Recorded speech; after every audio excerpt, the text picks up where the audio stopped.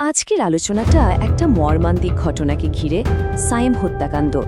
এই একটা ঘটনা কি বলবো, আমাদের সমাজের এমন একটা অন্ধকার দিক আর জটিল পারিবারিক সম্পর্কের গল্প বলে, যা শুনলে চমকে উঠতে হয়। শুরুটা করি ছোট্ট সায়েমের নিজের বলা একটা কথা দিয়ে। মৃত্যুর আগে সে তার পরিবারকে বলেছিল, দাদি, আমি না ঘুমালে আম্মু আমাকে মারে। ভাবা যায়, শুধু এই একটা কথাই কিন্তু পুরো ঘটনার ভয়াবহতাটা চোখে আঙুল দিয়ে দেখিয়ে দেয়। তো চলুন ফিরে যাই সেই দিনটাতে, জেনে নিই ঠিক কী ঘটেছিল শিশুটির শেষ দিনে। দিনটা ছিল 2023 সালের 5ই ফেব্রুয়ারি। সিসিটিভি ফুটেজে দেখা যাচ্ছে 8 বছরের সায়েম তার সৎ মা রেশমার সাথে হাসি মুখে চিপস খেতে খেতে বাসায় ঢুকছে। মানে বাইরে থেকে দেখে বোঝার কোনো উপায় নেই যে এটা একটা সাধারণ দিন না। কিন্তু এর ঠিক পরেই ঘটে গেল সেই ভয়ঙ্কর ঘটনাটা। এখানে সময়টা খুব গুরুত্বপূর্ণ। সকাল 11:44 রেশমা আর সায়েম বাসায় ঢোকে, আর দুপুর প্রায় 2টোর দিকে রেশমা একদম আতঙ্কিত অবস্থায় প্রতিবেশীর বাসায় ছুটে যায়। মাঝখানের এই প্রায় 2 ঘন্টা এখানেই লুকিয়ে আছে পুরো ঘটনার রহস্য। এই সময়টায় আসলে কি হয়েছিল? রেশমার চিৎকার শুনে প্রতিবেশী নার্গিস আক্তার ছুটে আসেন। এসে যা দেখেন, তার জন্য কেউই প্রস্তুত ছিল না। সায়েমের ছোট্ট শরীরটা পড়ে আছে, একদম নিথর, শরীর ঠান্ডা, কোনো শ্বাস প্রশ্বাস নেই। মানে ততক্ষণে আসলে সব শেষ। এরপরই ঘটনাস্থলে আসেন সায়েমের বাবা মাহবুব। ছেলের এমন অবস্থা দেখে যে কোনো বাবারই ভেঙে পড়ার কথা, কিন্তু মাহবুবের শোকটা খুব দ্রুতই একটা ভয়ঙ্কর সন্দেহের রূপ নেয়। তিনি কিছু জিনিস খেয়াল করেন যা স্বাভাবিক ছিল না, যেমন সায়েমের পা দুটো মোচড়ানো, নাকে জমাট বাঁধা রক্ত আর মুখে গলায় স্পষ্ট আঘাতের চিহ্ন।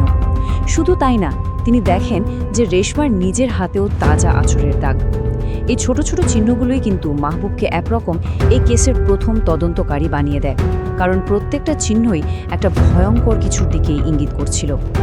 আর দেরি না করে মাহবুব পুলিশকে ফোন করেন, আর ফোনে যে অভিযোগটা করেন সেটা ছিল শিউরে ওঠার মতো। তিনি সরাসরি বলেন, আমার স্ত্রী আমার ছেলেকে খুন করেছে। ভাবুন একবার, এই একটা অভিযোগ সাথে সাথেই পুরো তদন্তের মোড় ঘুরিয়ে দিল। সব মনোযোগ গিয়ে পড়ল সৎ মা রেশমার ওপর। তো পুলিশের তদন্ত কিভাবে এগোলো, চলুন দেখি কিভাবে এই ঘটনার জট খুলল আর আসল সত্যিটা সামনে এলো। পুলিশ খুব গোছানোভাবে তদন্তটা শুরু করে।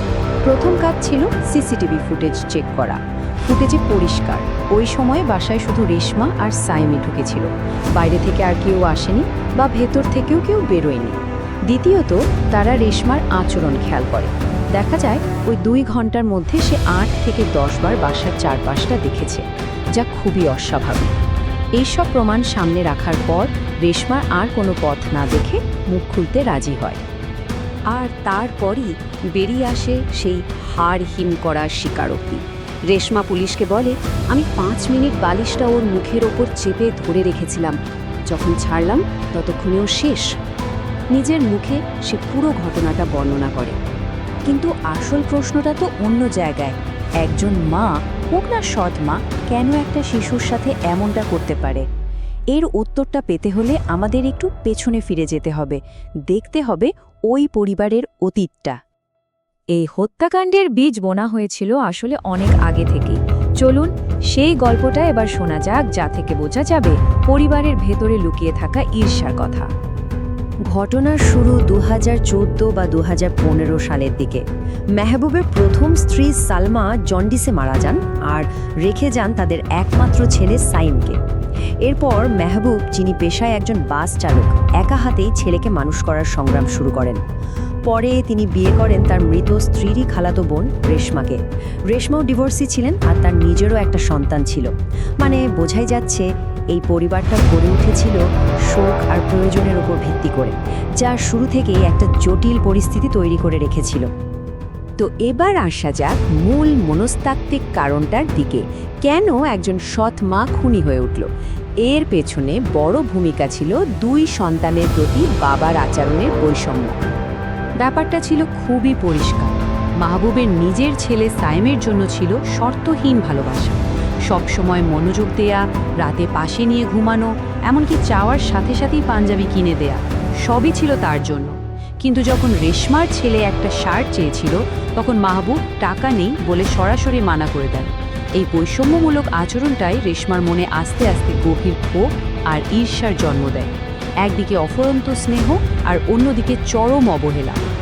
আসলে রেশমা নিজেকে আর নিজের সন্তানকে খুব উপেক্ষিত মনে করতে শুরু করে। তার মনে হতে থাকে সাইমের প্রতি মাহবুবের এই অতিরিক্ত ভালোবাসার কারণে তাদের জন্য আর কোনো জায়গাই বাকি নেই। এই অনুভূতি যে তার স্বামীর জীবনে সে আর তার সন্তান যেন অদৃশ্য হয়ে গেছে, এটাই তাকে ধীরে ধীরে এক ভয়ঙ্কর ক্ষোভের দিকে ঠেলে দেয়। আর সেই ক্ষোভের পরিণতি এই হত্যাকাণ্ড।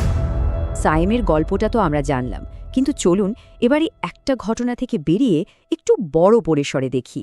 কারণ শিশু নির্যাতন আর হত্যার মতো ঘটনা আমাদের সমাজে প্রায়ই ঘটে, যা অনেক সময় চোখের আড়ালে থেকে যায়। একটা সংখ্যা দেখুন, 482।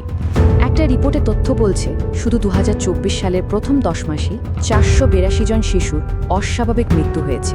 ভাবুন একবার, এটা কিন্তু শুধু একটা সংখ্যা না, এর পেছনে লুকিয়ে আছে 482টা আলাদা আলাদা মর্মান্তিক গল্প, 482টা পরিবারের কান্না। এই 482টা অস্বাভাবিক মৃত্যুর মধ্যে যদি আমরা একটু ভাগ করে দেখি, তাহলে আরও ভয়ঙ্কর একটা চিত্র সামনে আসে।